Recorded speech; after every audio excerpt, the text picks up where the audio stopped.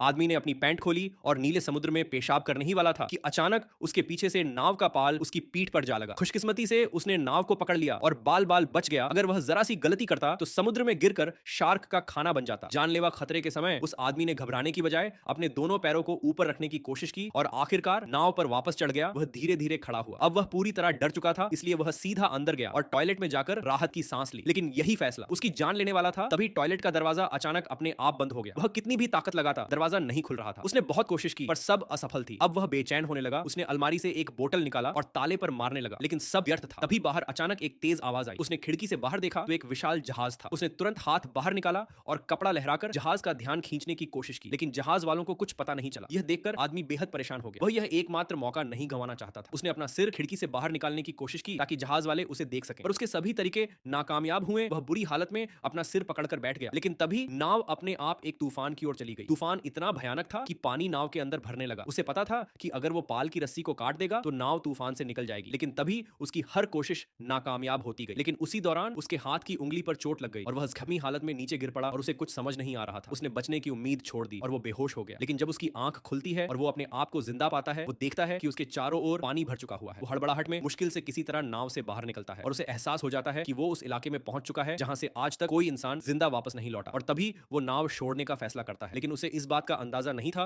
कि उसका सामना किस मुसीबत से होने वाला है।